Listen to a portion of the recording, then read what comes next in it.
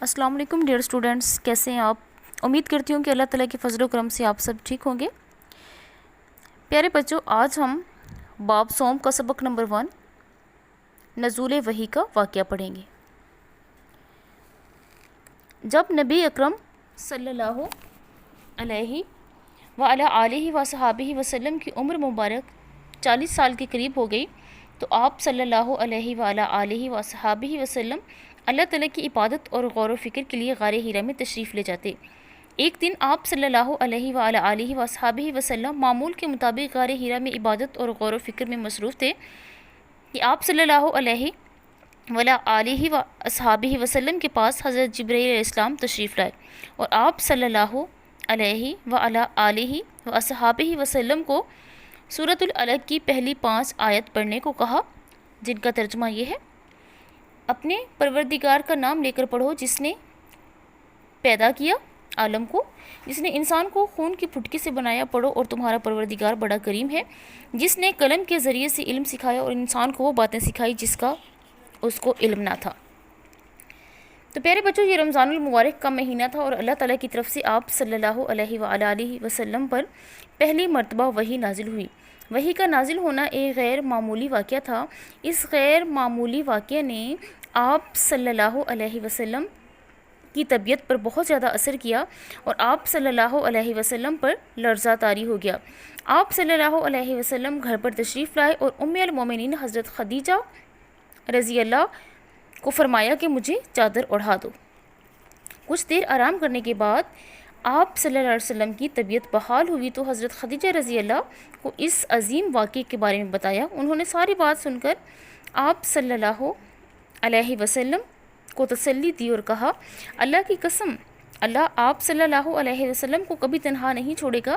یقیناً آپ صلی اللہ علیہ وسلم صلہ رحمی کرتے ہیں، ناتواں کا بوجھ اٹھاتے ہیں، جو چیز لوگوں کے پاس نہیں وہ انہیں کما کر دیتے ہیں، مہمان کی خاطر تواضع کرتے ہیں اور اللہ کی راہ میں مدد کرتے ہیں۔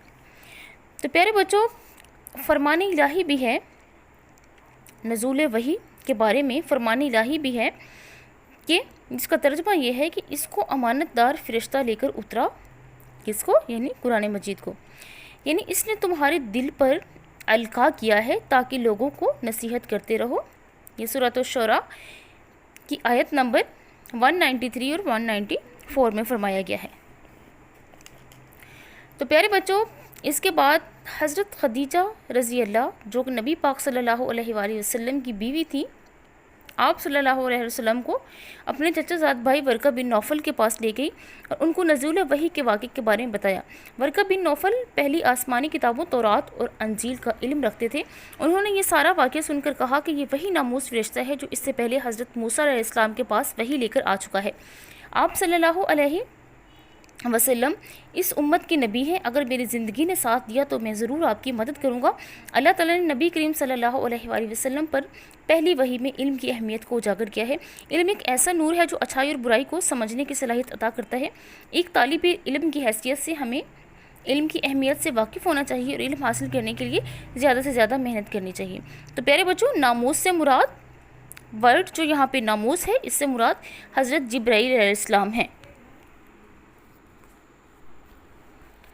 پیارے بچوں، ہم نے نزول وحی کے واقعے کے بارے میں پڑھا کہ کس طرح سے نبی پاک صلی اللہ علیہ وآلہ وسلم کی جب عمر مبارک 40 سال کے قریب ہو گئی تو آپ صلی اللہ علیہ وآلہ وسلم غار حرا میں غور و فکر اور عبادت کے لیے تشریف لے جاتے تھے۔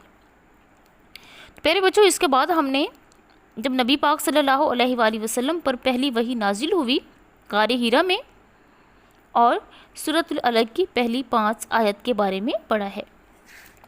تو پیارے بچوں، ہم نے حضرت خدیجہ کے کردار کے بارے میں بھی جانا ہے۔ اس کے علاوہ ہم نے حضرت محمد مصطفیٰ صلی اللہ علیہ وآلہ وسلم کی عظمت کردار، صلہ رحمی، مصیبت زدوں کا بوجھ اٹھانے والے اور ناداروں کی مدد کرنے، مہمان نواز اور آفتوں میں دوسروں کے کام آنے والے کے بارے میں بھی پڑھا کہ نبی پاک صلی اللہ علیہ وآلہ وسلم کا جو ذاتی کردار تھا وہ دوسروں کے کام آنا اور مصیبت میں ان کی مدد کرنا تھا۔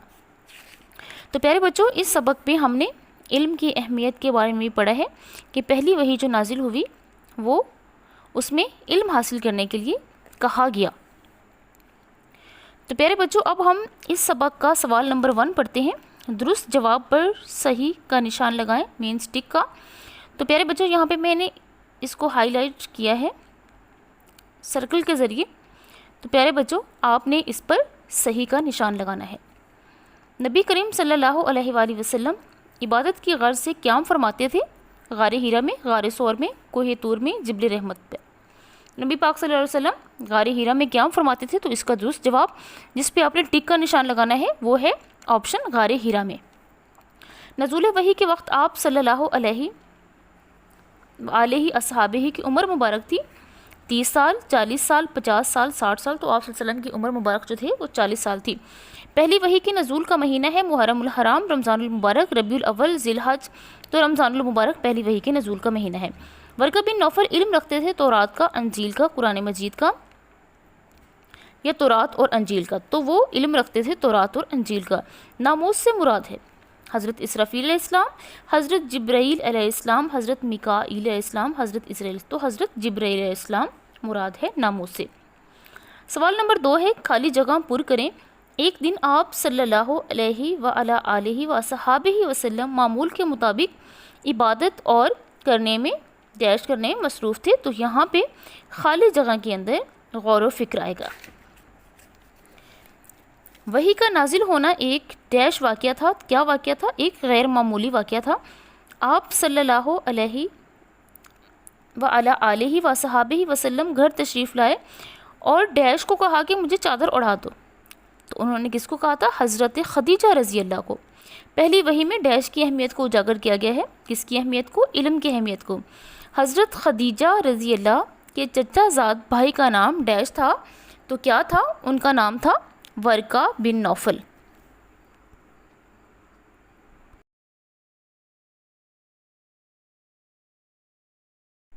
پیارے بچوں اب ہم سوال نمبر 3 پڑھیں گے، مختصر جواب لکھیں۔ تو پیارے بچوں جو سوالات دیے گئے ہیں ہم نے ان کے مختصر جوابات لکھنے ہیں۔